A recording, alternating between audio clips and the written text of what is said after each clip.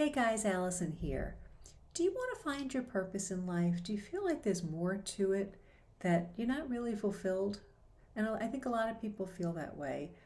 But before we can really find it, we really need to look at the obstacles that are blocking you from finding your true purpose in life. And I've identified five. There's probably more, but I just want to focus on five right now. I think the biggest one is busyness and noise. How often do you spend time in silence? Or do you find yourself so busy you never have time to think? You know, sometimes, just setting aside even 10 minutes a day or going for a walk without the headphones, just really learning to listen, being in nature is very, very not only healing, but very productive. Because then your mind can just go where it needs to go and we can listen to God's voice. We can get in touch with what we're really feeling. I think if, there's so much noise, if you always have the radio on, if you always have the TV on, if you're always on the internet, you're not going to hear God. You're never going to find your true purpose that way. The second thing is never taking the time to pray and discern.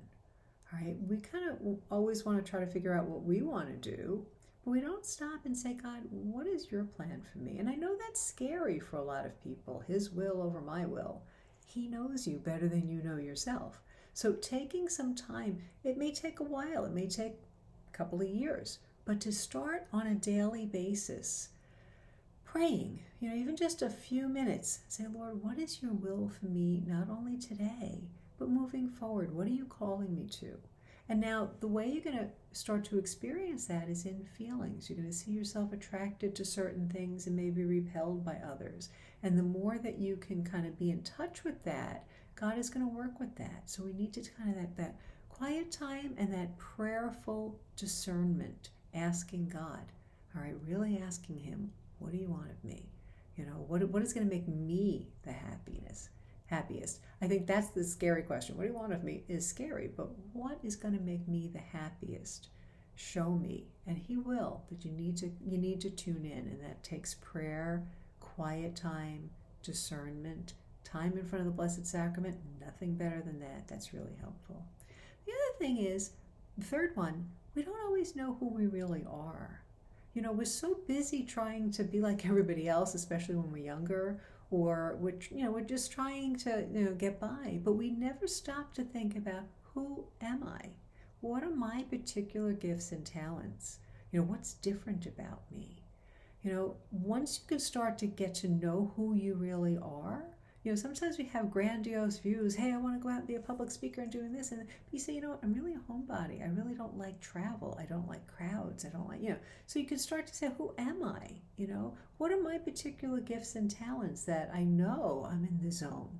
When you know you're doing something or interacting with somebody and you can feel it, that I'm in the zone, that's something to ask yourself and to kind of ask God to shine a spotlight on. Who am I really? There are some great tests you can take. One is the Clifton Strengths Finder. Highly, highly recommend it.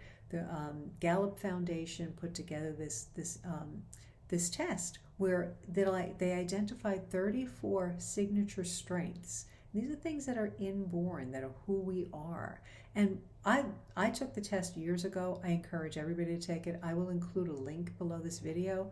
Really important. Who am I? What are my gifts? What are my talents? What are and when you read it, you're gonna say, oh yeah, that's me. Hopefully, if you're really not in touch, you may not. But most people are gonna say, you know what, I can relate to that, and then we can work with that. And there are some strengths coaches listed on Catholic Life Coaches that can really help you drill down and kind of see how that can be really used. Like you can start to really maximize those strengths. The other thing, the fourth one, is we often ask the wrong people. Right? We ask the people who are as lost as we are, who really can't answer the question. All right, so we need to kind of find who are the right people that can help us. Now, again, a good spiritual director can be very helpful. A good Catholic life coach can be really helpful. Also, the people who are closest to you, that really know you, asking them, what do you think of me? What do you see as my strengths? Like, if you pictured me 10 years from now, where would you picture me? Because sometimes they see things in you. I'm talking about, healthy, functional people in your life. Where do you see me? Help me to kind of like know that. But if you're asking the wrong people, maybe you're drinking buddies or something like that, you're not going to get what you need out of that. So ask the right people, not the wrong people. The last one, and I think this is one of the biggest obstacles, is trying to conform to this world. All right, we're trying to conform to the fashions of this world. We're trying to conform to the expectations, the Pinterest-worthy photos and the Instagram-worthy videos, and all of that stuff can be a real block to finding out who you're really called to be, what your real purpose is. All right, I'm not saying that you want to be so far out of step with the world. Not saying that, but there are a lot of things that just really militate against happiness. And you have to realize that when you're looking at social media and people look like they've got it all together, they've chosen to show that. All right, it's fake, it's false, it's not who what it really is supposed to be. I remember reading a story of somebody on the beach watching a young mother with her little one in the water, and the little one kept calling out like, play with me, play with me. And the mother just took the pictures, was on the phone the whole time, got off the phone, packed up the stuff, picked the kid up and left. She never played with the child, but if you go on Instagram, it looks like they had a great time at the beach. So remember that. That's not the truth, all right? So we don't want to be conformed to this world. We want to change the world, right?